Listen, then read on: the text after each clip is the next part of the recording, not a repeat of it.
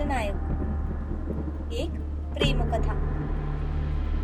लेखक प्रिया उंबरकर. वाचक स्वर सिद्धी गायकर.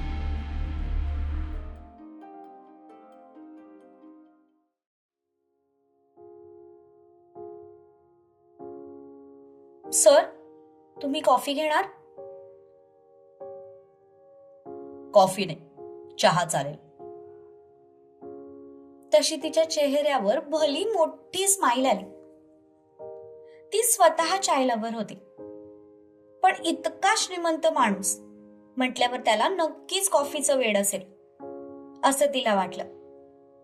पण तो सुद्धा चाय लवर आहे हे बघून तिला खूप आनंद झाला. ओके, आत्ता आणते.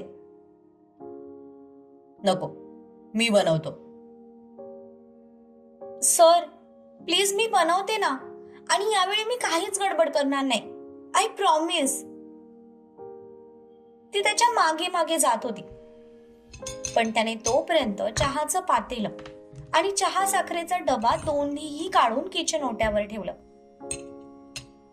त्याने जार मधलं पाणी पातेल्यात ओतलं आणि ते पातेलं गॅसवर ठेवलं.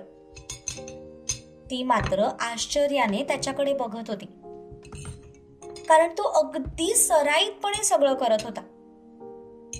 त्याला किचन मधलं काम येतं हाच तिच्यासाठी एक खूप मोठा शॉक होता. पाणी गरम झाल्यावर त्याने त्यात साखर आणि चहा पावडर टाकली. फ्रीज मधून आलं काढून ते सुद्धा टाकलं. एखादं आश्चर्य बघावं तसं ती त्याला काम करताना बघत होती. चहा उकळल्यावर त्यात त्याने दूध टाकलं आणि मग तिच्याकडे वळून पाहिलं तर ती अजूनही डोळे मोठे करून बघत होती. सर, तुम्ही किती फास्ट काम करता. टीनेजर असताना मी चहाच्या टपरीवर काम करायचो. सर, म्हणजे तुम्ही खरंच? मी तुला जे काही सांगितलं ते तुला खोटं वाटलं का? मी खरंच अनाथ आहे. आय मीन होतो. आता माझ्याकडे सगळं आहे, पण ते सगळं कमवण्यासाठी मी खूप मोठी किंमत मोजली. रक्ताचं पाणी करून काम केलंय. दिग्विजय खानविलकर म्हणजे माझे आत्ताचे वडील, त्यांनी मला जेव्हा दत्तक घेतलं होतं तेव्हा त्यांची कंपनी ऑलरेडी लॉसमध्ये होती. जे काही शेअर्स होते त्यात सुद्धा त्यांच्या मुलाने आणि मुलीने वाटा काढून घेतला आणि ते दुसऱ्या देशात निघून गेले. तेव्हा माझ्याकडे ऑलरेडी ती डब्यात गेलेली कंपनी आणि त्यांचं राहतं घर आणि आबा अशा 3च गोष्टी होत्या. गेल्या 10 वर्षात मी त्या एवढ्याशा रोपट्याचं वटवृक्ष केलंय, ते पण स्वतःच्या हिमतीवर. त्याने चहा कपात गाळला.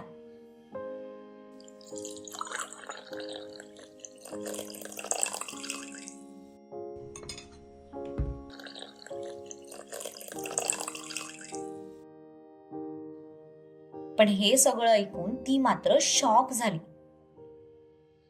कारण जेवताना नो पर्सनल क्वेश्चन्स म्हणणारा तो आता मात्र स्वतःहून त्याच्या पर्सनल लाईफ बद्दल सगळं सांगत होता. तुझा चहा. Thank you sir. You are not welcome.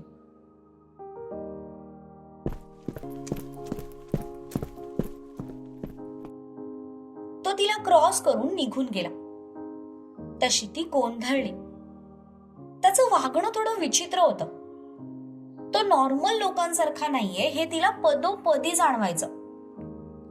कधी खूप चिडायचा, कधी खूप काळजी करायचा, कधी रागाने ओरडायचा, तर कधी शांतपणे समजून घ्यायचा. त्याची पर्सनॅलिटी म्हणजे तिच्यासाठी जणू एक कोडं झालं होतं आणि ते कोडं सोडवण्याचा ती रोज नव्याने प्रयत्न करायची. पण त्याच्याबद्दल हे सगळं ऐकून तिला थोडा धक्काच बसला होता. वेळ ती त्याचा विचार करत तिथेच उभी राहिली आणि मग एक मोकळा श्वास सोडत चहाचा कप घेऊन ती तिच्या रूम मध्ये निघून गेली.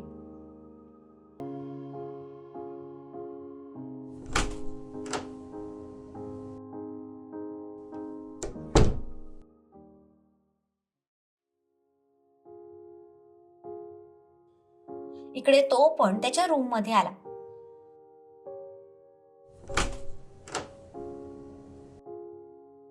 आणि बाल्कनीतल्या खुर्चीत जाऊन बसला.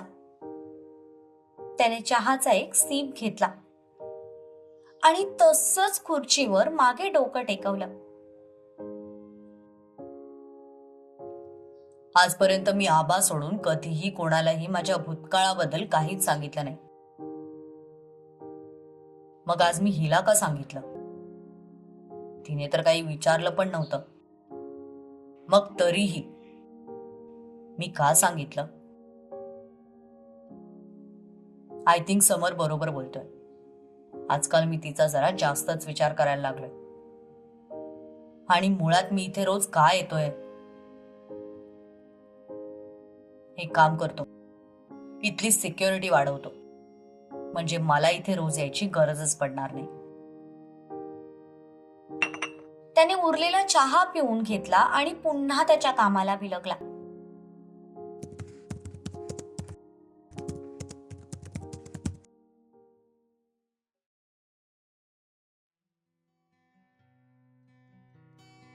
दुसऱ्या दिवशी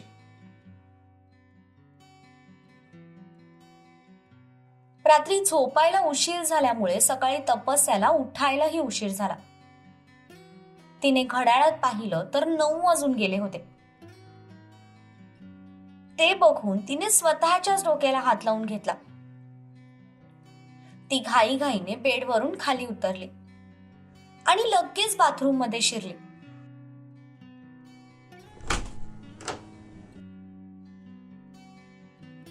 अंघोळ वगैरे आटपून ती भरभर पायऱ्या उतरत खाली आली.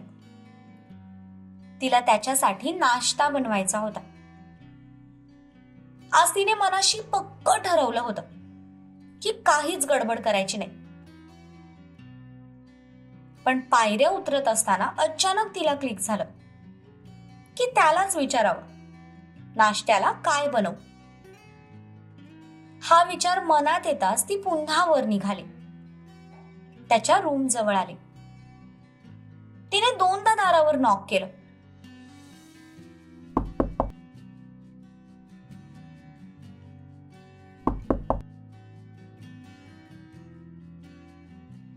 पण आतून काहीही उत्तर मिळालं नाही, म्हणून तिने दरवाजा लोटला.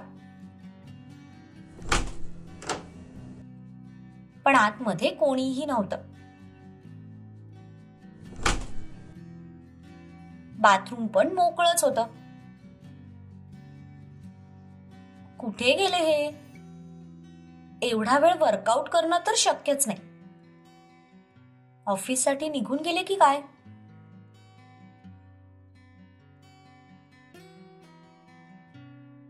ती त्याच्या रूम मधून बाहेर आली आणि त्याला सगळीकडे शोधू लागली.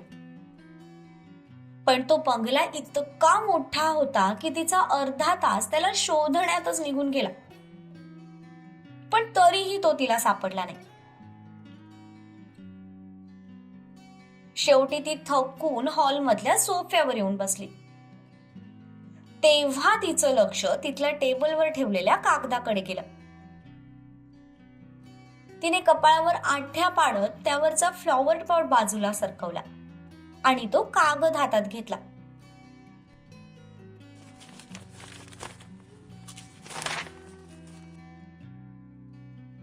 पुढील 2-3 दिवस मी येणार नाही.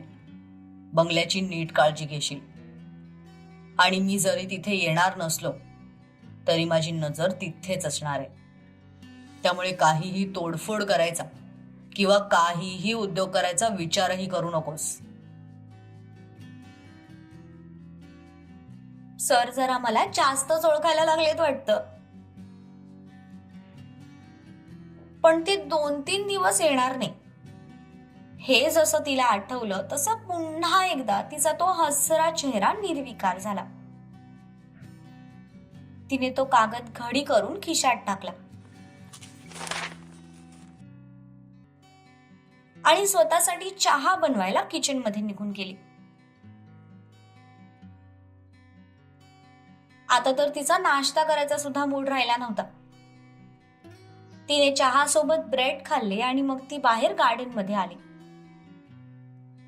15-20 मिनिटं तिने थोडं वॉक केलं, पण ऊन भरपूर असल्यामुळे थोड्या वेळातच ती पुन्हा घरी निघून गेली. हेमाला यायला अजून 1-1.5 तास बाकी होता. चला तप्पू मॅडम, नुसतं बसून चालणार नाहीये, काम तर करायलाच हवं. तिने पुन्हा एकदा त्या बंगल्याचा सैरसपाटा सुरू केला. पण यावेळी मात्र ती एकदम हळूवारपणे सगळं बघत होती. जणू काही डोळ्यांनीच पूर्ण बंगला स्कॅन करत होती. 1 तासात तिने त्या बंगल्याचा कोपरा डोळ्याखालून घालून घेतला. आता पायपीट करून मॅडम थकून गेल्या होत्या, शिवाय भूक पण लागली होती.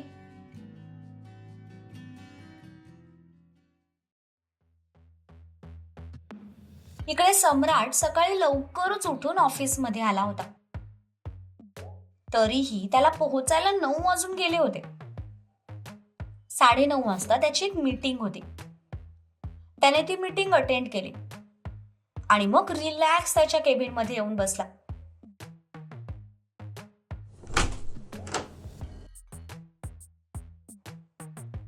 थोड्या वेळासाठी त्याने डोळे बंद केले आणि मग तो मागे खुर्चीला टेकला. पण डोळे बंद करताच त्याला अचानक तिची आठवण आली. तसे त्याचे डोळे उघडले गेले. त्याने लगेच मोबाईल काढला आणि कोणाला तरी मेसेज केला.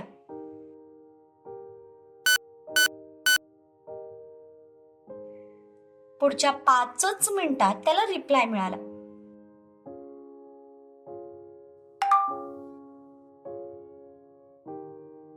मॅडम फक्त 15-20 मिनिटं बाहेर आल्या होत्या.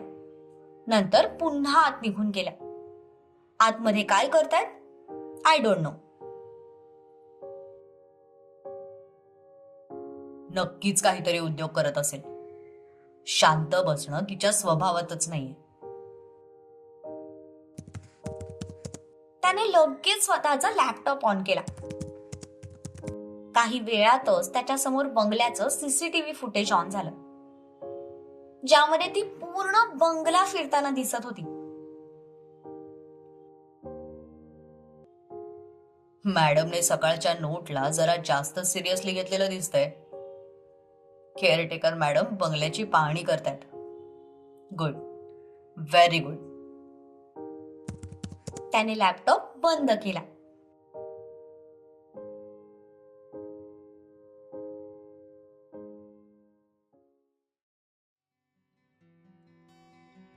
बाप रे, बंगला आहे की भूलभुलैया, संपायचं नावच घेत नाहीये.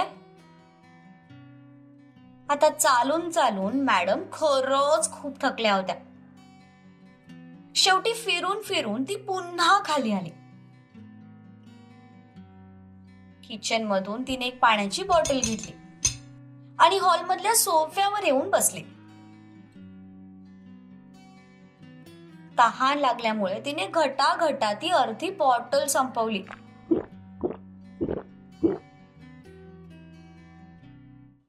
सो या पूर्ण बंगल्यात टोटल 7 सीसीटीव्ही कॅमेरेज आहेत. ती बॉटलची कॅप बंद करू लागली. यावेळचे तिच्या चेहऱ्यावरचे एक्सप्रेशन्स थोडे विचित्र होते.